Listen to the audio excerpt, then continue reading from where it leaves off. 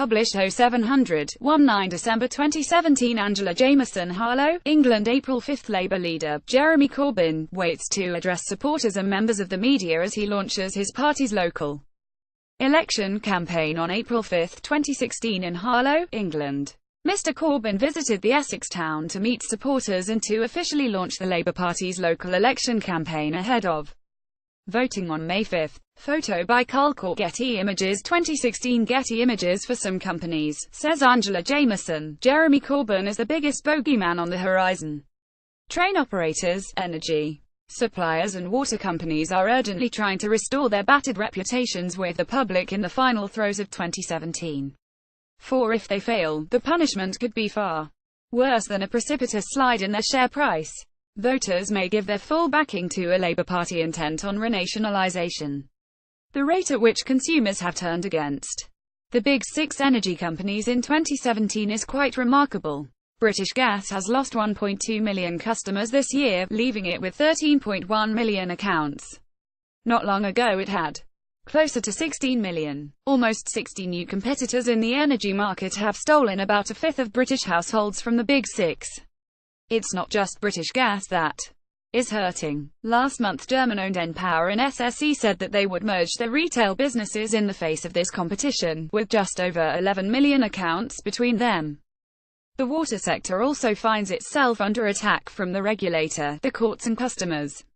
Most of the industry blame Thames Water for tarnishing the reputation of the rest of the industry. For many years the water company was owned by Macquarie, an Australian investment bank which took a fortune out of Thames in dividends, did not do enough to improve its appalling leakage rate and was responsible for huge quantities of raw sewage poisoning rivers between 2012 and 2013. Thames is now on a mission to put things right with an ex-energy company boss as its new chairman and new owners. Far more pertinent to Thames and the other water companies that are scrambling around to put their house in order is the Labour threat of renationalisation. On the railways too, there is talk of a new regime. This time it is the Tories making the running, with Chris Grayling explaining that by 2020 partnerships between the train operating companies and Network Rail will be responsible jointly for running the franchise. However, bringing in the new vision gives a remarkable let-off to one train operator and is attracting questions in Parliament. Virgin East Coast, which is 90% owned by bus and train operator Stagecoach, has got itself into trouble on the East Coast Line, meaning that they can't now afford the £3 billion premium payments promised 4 years ago. Cynics, including Chairman of the National Infrastructure Commission Lord Adonis, argue that the government launched a new vision for the railways merely to distract from the fact that it is letting Stagecoach off the hook for most of this money, by ending its East Coast franchise 3 years early.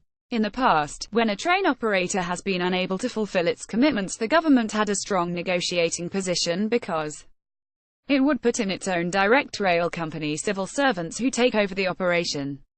The Tories, anxious not to give Corbyn ammunition that nationalisation works, have reorganised the railways to avoid such an outcome, Adonis argues. All this goes to show that Labour's nationalisation agenda, which was treated as implausible only in June when voters last went to polls, now has traction. And John McDonnell is even planning to take tea with a Goldman Sachs bigwig. The shadow chancellor has been getting to know the movers and shakers of the business world in recent weeks and claims that banks and businesses, previously fearful of his views, usually leave their meetings feeling reassured. Labour's softer approach towards Brexit is attractive to many businesses and banks.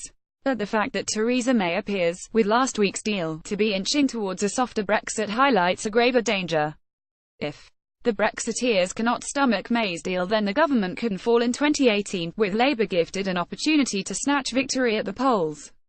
In the midst of planning for Brexit, businesses are now worrying about potential capital controls, nationalisation, soaring inflation and disappearing overseas investment.